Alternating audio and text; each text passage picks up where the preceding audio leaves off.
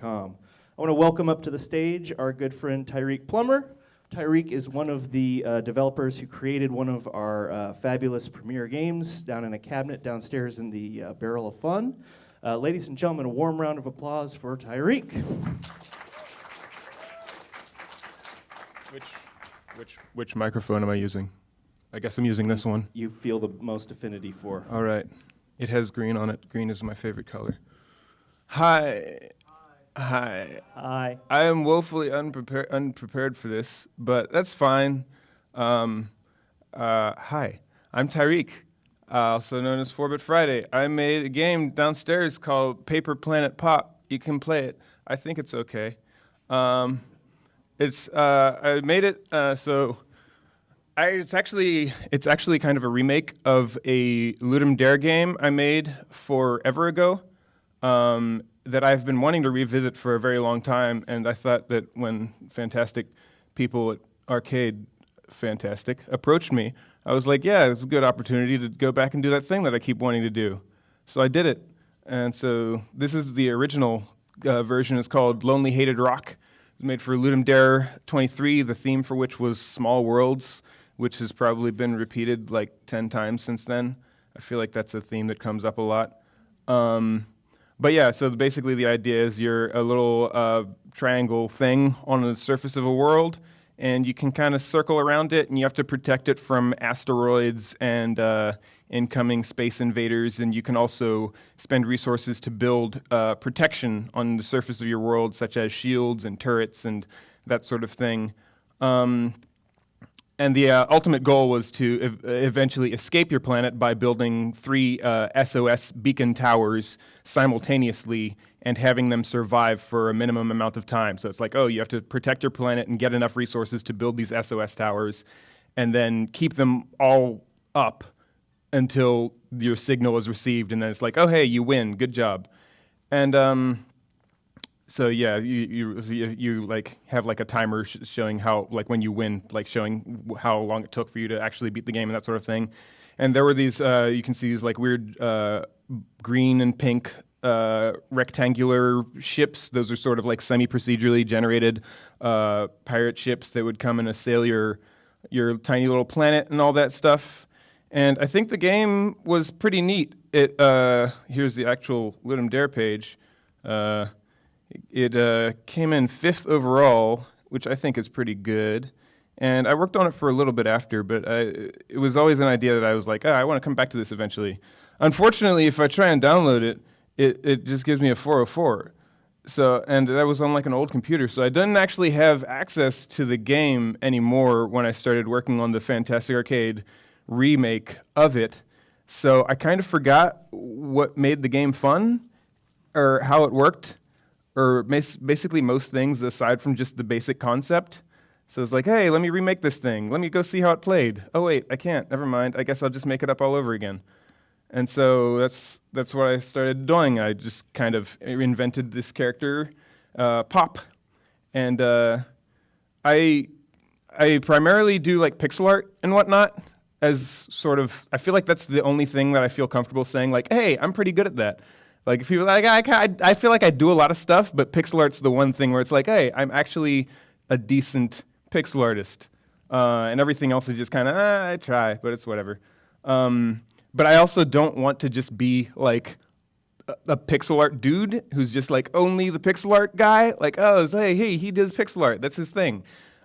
Which it is, but like I don't want it to be like my sole artistic identifier. And so I wanted very much to avoid doing that for this game. So I was like, hey, what's the opposite of pixel art is like actual photos of things.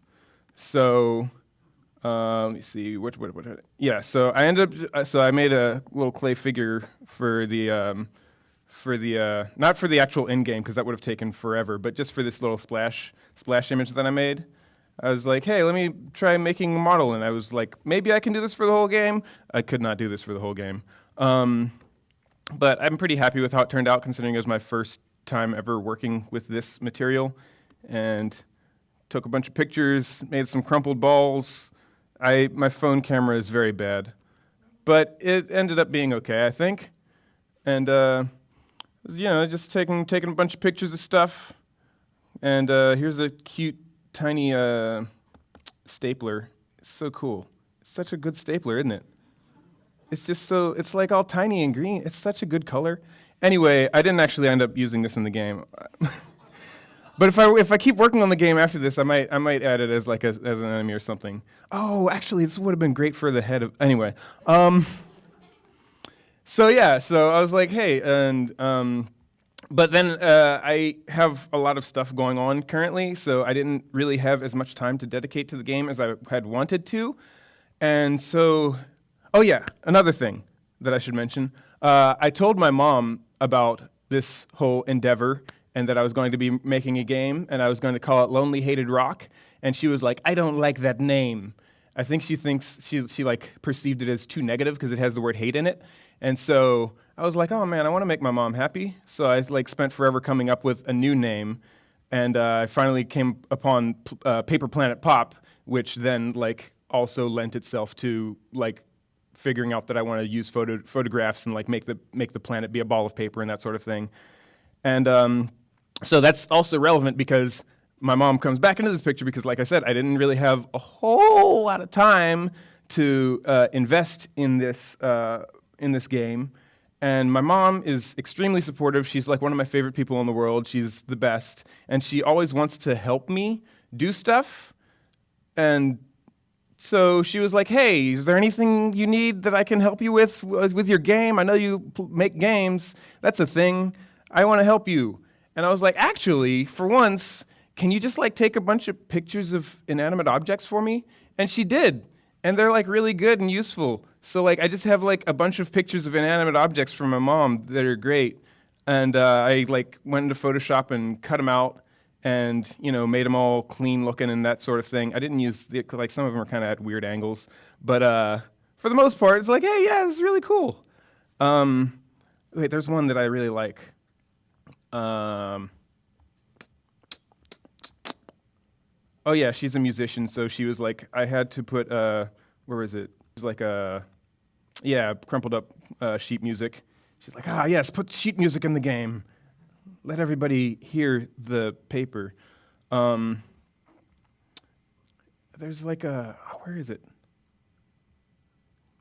Here it is. It's like the cutest screwdriver. It's like all squishy. Like, look, it's just so tiny and cute. Anyway, so yeah, I got all these really cool like pictures of inanimate things from my mom, and in between that and me like taking my own pictures of stuff, I was like, hey, I have the graphics for the game, and so I, as I said, had to kind of remake this game from not memory, but like experience and sort of remembering kind of intuitively what the game was or could have been, or what was fun about it and all that stuff.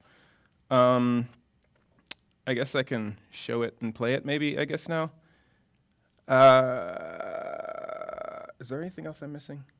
There's probably other stuff. I'll think of it. It's whatever. Is this working? Is it? It's not. Why is it? Oh. Why is it all weirdly sized? Man. Ew. I don't know what's happening. I'm afraid. I don't know why it's offset. That's strange.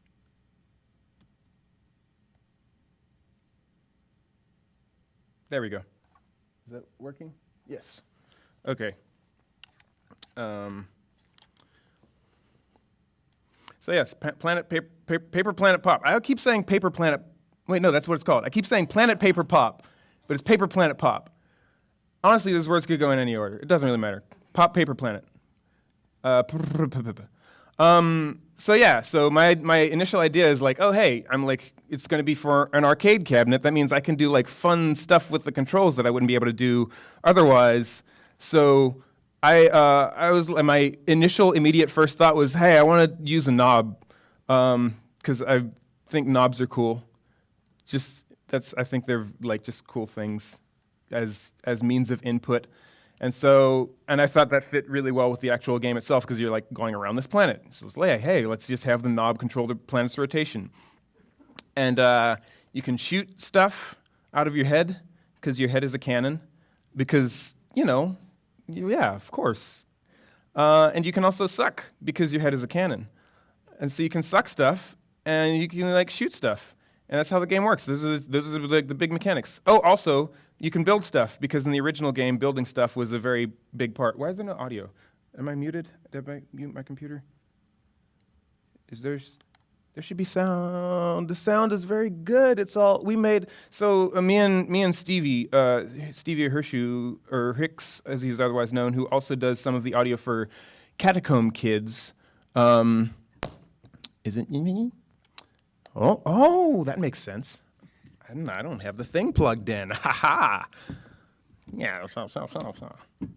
Everybody watch out, there may be a pop. There might be a planet popping. There might be a planet popping right now in our eardrums. No? Oh. There we go.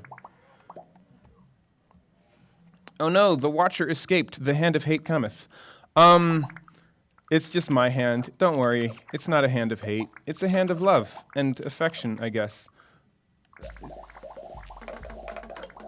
But yeah, me and Stevie made most of the sounds for this game in a frantic weekend at his place. Just kind of taking random stuff from around and hitting it and listening to it and recording it, and it was very fun. I love recording sound stuff. It's like the best. But right, so you can make these planets or make these structures on the surface of your planet. Sorry, I'm going to slow down so I can enunciate more. You can build things on the surface of your planet, such as a mine factory or a turret. Since you can suck things to yourself, you can also grab them and throw them. And so grabbing, throwing, shooting, and building are the three sort of core mechanics of this game. Why does the Hand of Hate come back? I thought I got rid of it. Anyway, there's other important things that I was going to say. Oh yeah, so there's the combo system, which I think I'm pretty happy with, because it's kind of like I always liked how in sports games and skating games and stuff, different moves you could do had sort of different names. So let me get rid of this Hand of Hate, and then I will show that. So for instance, if I grab this asteroid, which is just a coin, I can throw it, and if I catch it when it comes around the other side of the planet, it's like, oh, you get across the universe, two times combo and that sort of thing. And so I wanted to add a bunch of that sort of things, so you can oops, I didn't grab it. But so if I kill an enemy and then grab its falling corpse, if I can freaking manage to do it. This is hard. Dang it. It's good. Trust me, it's good if I can do it. There. Okay, so I grab this enemy, and I can throw it at other enemies, and the more I do that, if I keep catching it, I get this juggle combo. And yeah, that's a way to do a thing, get a bunch of score. It's really satisfying to do. And as the game goes on, one thing that I was kind of concerned about when I was making this is that it would be just kind of boring if the only goal in the game was just to sort of kill things all the time. There isn't an escape mechanic anymore, so that you don't build your SOS tower and escape. You just kind of, it's just a matter of surviving for as long as you can. But if that's sort of the end, then it would be kind of boring to just do nothing but kill things forever. So I think this next wave is going to have a different goal.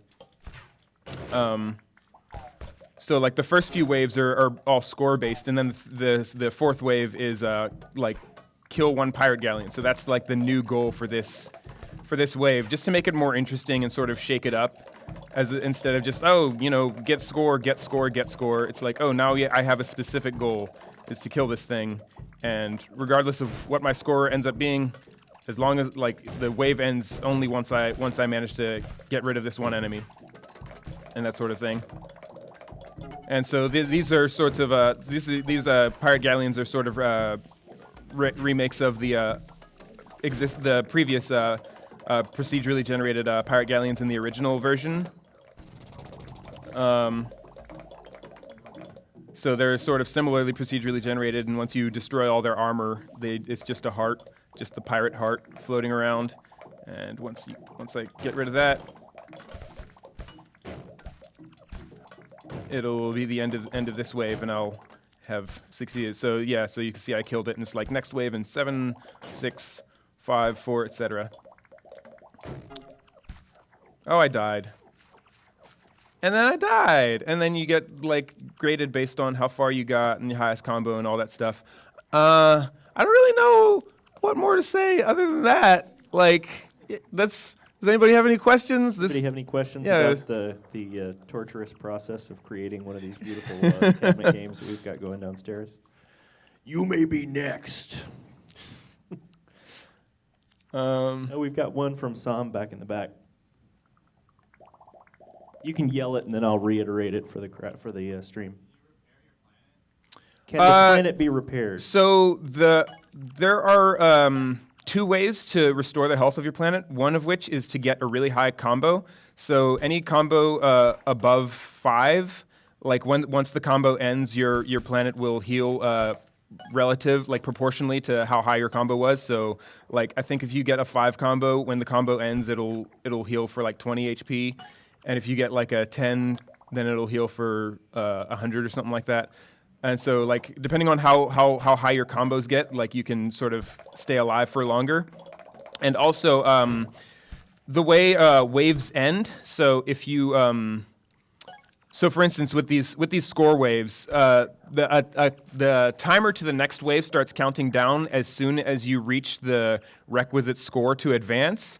But if you kill all the enemies that are still like remaining on the screen before the timer hits 0, you'll get an extra bonus based on how much time you had left, and the amount of that bonus also will like restore the health of your planet. So like if you hit the requisite score to reach the next wave and then clear out all the enemies really quickly, you'll like heal like 100 or 200 planet health. Does anybody feel up to giving it a try? Somebody want to go down and try playing? All right, get on down there. Another thing that I had considered doing, I'm getting further away from the mic. Another thing that I had considered doing is I kind of wanted to add a multiplayer aspect, but I couldn't figure out how to make it work because I still wanted the focus to be primarily on. Well, let me actually reset. Just press game B. Just any button. There you go. So I still wanted the focus to be primarily on the single player of Pop and him protecting his planet.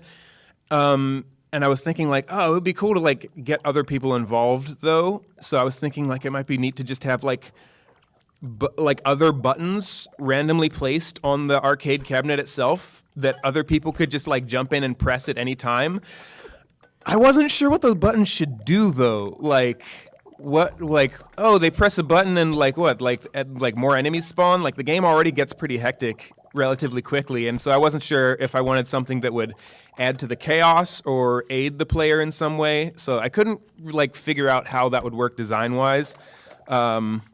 So it's just kind of single player now. But I do still like the idea of a game that's mostly single player, but just random people can come and just mess with you if they want, but in a physical sort of way that the arcade cabinet would allow. Not just kind of Twitch stream, haha, messing with people, but hey, I'm next to you, and I'm just gonna push this button, and you can watch me do it, and glare at me, or whatever. So. If you wanted to go nuts and do something collaborative, you could have a thruster object and then have somebody actually push the paper planet around. I did want to add a thruster object, but that would have been good. That would have been good. Also sounds like a lot of work. Maybe less chaos would be better. Yeah, so I said, the game gets pretty chaotic currently. So the Watcher and the Hand of Hate are basically sort of timer enemies that I added for the sake of the arcade cabinet, so that the player would have a guaranteed death and not just kind of stay around forever. if somebody walks away from the arcade cabinet. So the watcher appears every 30 seconds, and if the player doesn't kill them in time, then the watcher flies away and summons the Hand of Hate, which comes and just like kind of wrecks your planet if you don't shoot it enough. I was going to say something else, but then I forgot what it was. And I just say that this is also an incredibly cute main character that deserves like an art toy or something. I'm pretty happy with how the visuals turned out. I was totally going to say something else. I'm noticing that there's this like mechanic of overheating. Right, yeah. I guess I should ask, especially in any kind of shooter games, it's kind of weird to have your main character not be able to shoot right away. Was there any reasoning as to why? So actually, that was kind of I added that because I kind of wanted to incentivize people from not shooting forever. Because so with the you haven't actually done it, but with the gamepad, when you shoot, depending on how far you press the joystick in a direction, your shooting sort of style will change. So like if you just tap it like forward just a little bit, yeah, you shoot like bigger bullets that do more damage, but you shoot a little slower. And there are also different weapons that you can get if you build the research lab, and then you can like research new weapons. And so like the shotgun, like if you just push forward a little bit, like your spread shot will be like much wider. And if you push forward like more, then it'll be more concentrated and that sort of thing. But that didn't end up working on the machine because the machine uses like switch joysticks instead of analog. So I had to end up changing it to use like keyboard inputs. But I still wanted people to not always be shooting, because like so in with the keyboard input, rather than the like shoot style being based on the amount of joystick, it's based on how long you hold the joystick for. So like if you tap forward, it's the same as like pushing forward a little bit, whereas if you hold forward, then it's like, you know, pushing, like going full throttle and that sort of thing. So having the overheating mechanic, I think, like would help people to like stop shooting every once in a while and then like shoot again and then realize that their bullets are sort of different. Okay. Based on like that, like how long they hold the shoot for and that sort of thing. There's one more person that wants to try and beat 4076, which is our current high score. No? Chickens. There we go. There we go. That's the spirit.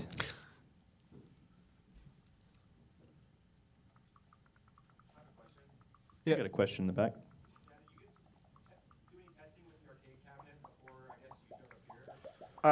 For the stream, the question was, how was it working at home, and then did you get a chance to test on the cabinet?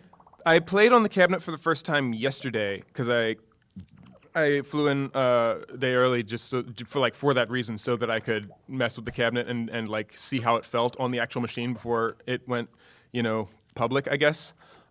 Which I'm glad I did, because on the cabinet uses a knob, and the knob is tuned to mouse X position. So like when you move the mouse back and forth at home on the computer, it's like, oh, I can like sort of fine tune it and that sort of thing.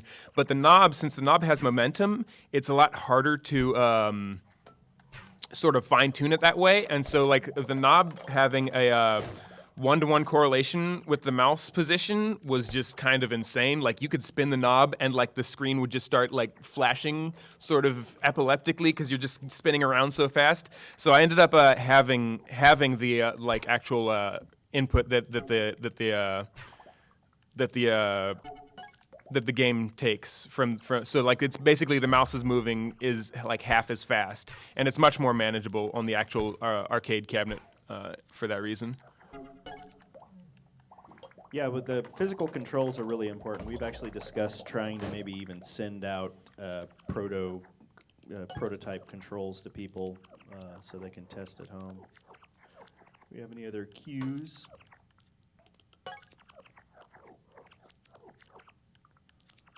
The game. Oh yeah, that's what I was going to say. I was going to say, I think I would like to continue working on this afterwards, and one of my ideas to do is to bring back the idea of escaping the planet And but rather than having that be just the end of the game, have it so that rather than like building an SOS signal or something, you're trying to like build yourself into a spaceship, and then have like an interlude like gameplay section where you're like flying to a different planet as your current planet is like being crumpled behind you or something. I feel like that would be fun. And that's it. That's what I couldn't remember before.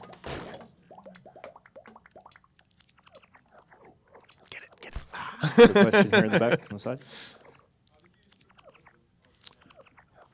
That was yeah. So that was actually kind of another fun thing that I got to do is. Could you repeat the question for the? Oh yeah. So how did I program the motion for the enemies and all the objects and that sort of thing? Is so I'm using Game Maker. That's like my tool of choice, I guess. And Game Maker has sort of built-in box 2D physics engine functionality, and so literally everything in the game, other than the player themselves, who's just kind of strapped to the surface of the planet, is a physics object using box 2D, which was pretty fun to mess around with. Although it was a little frustrating to try and get the enemies to actually behave the way I wanted them to. But these pinvaders, they're invaders, but they're pins. Get it? Pinvaders. They when they spawn, they basically make create sort of a path that goes around the planet like two to three times before flying off again, and then they just sort of use the physics to sort of try and stay as close to that path as possible as they go around it. But yeah, it was a fun and interesting challenge, and this was my first time using like physics those physics functions as extensively as I have. So it was also a pretty good learning experience. I don't feel like I'm doing as good as the last guy did. No, you're doing good. You're still alive, barely. You can catch enemies as well. So one good tactic to take care of those guys is when they're about to dive down on you, just like grab them out of the air and destroy them. We're telling it up to 21:55. Yeah. We want to get one more person to try real quick. Come on down. That's only the first day, and I'm already starting to turn into Randy Savage. Hogan! So cool. You just press any button. What's your name, contestant? Evan. Evan. Yeah, it's over there. That's handy. Ooh, hold on. That's that. Yep.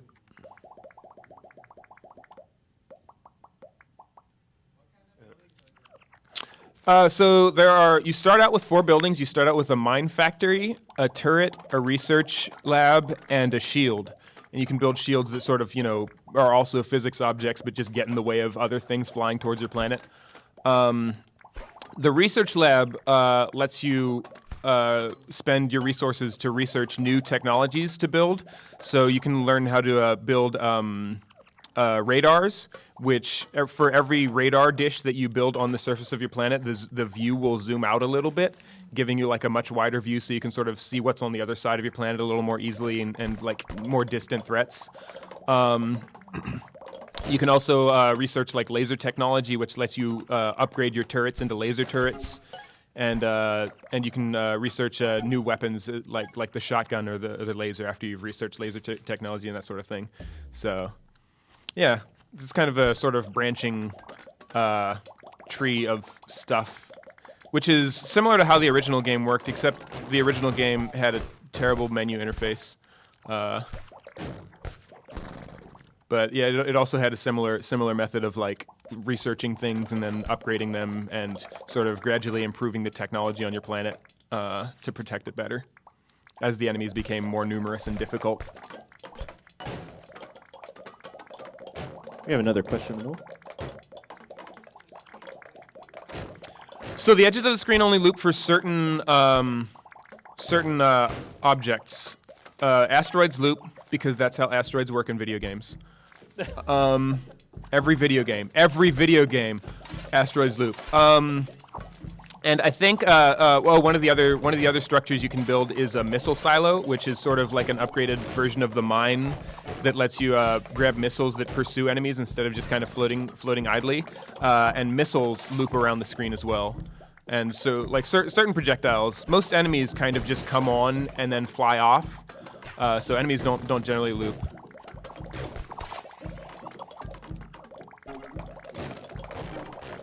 And so, yeah, and there are, I think, 3 different, like, wave types currently. There are, so there's, like, reach X score is sort of the default one. That's the most common.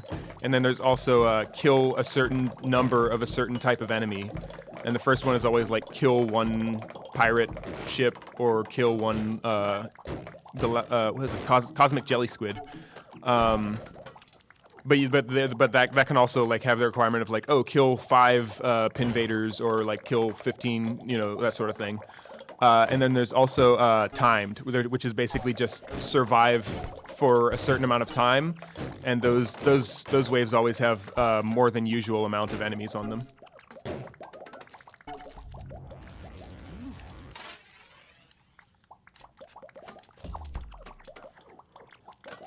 The planet's looking pretty crowded. Yeah, you're doing pretty good.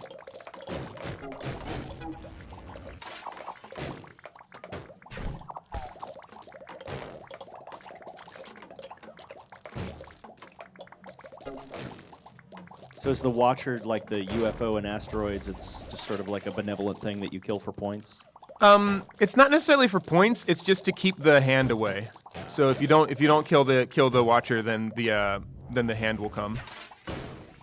I do think it would be neat to add certain things like that. I was thinking of adding like a star object that would be like, you know, those like glow in the dark stars that you stick on walls and that sort of thing. I don't know. Maybe I just know those. I had a bunch of those. I had 100,000 yeah, of those. so in my yes, room. those things. I was thinking of adding those, and then basically you have to shoot them to get them spinning at a certain velocity, and then they'll like be like bonus points if you get them to spin fast enough. So if you go to the research lab, you can you can press A on it, and then like so it's researching radar right now, and then now you can build radars if you want. They don't really do anything other than like expand your vision. So Tyreke, are we going to have a persistent scoreboard on the cabinet downstairs? Are people going to be able I want people to, if people play the game downstairs, please write your score on a sticky note and stick it on the actual machine itself. Yeah. I feel like that's fitting, right? So Rapid Head is the one you already have equipped. No rude notes on the sticky notes, please. We're PG plus arcade. Oh no, the hand. Dang, that like one side of your planet is just super armored. Have you had much opportunity to see people playing this yet? No, today is the first day I've actually gotten to see people interact with this game and play it. So it's really interesting. Oh, that was really good though. That was an amazing run. That's a new high score. 65-51. 65-51. All right.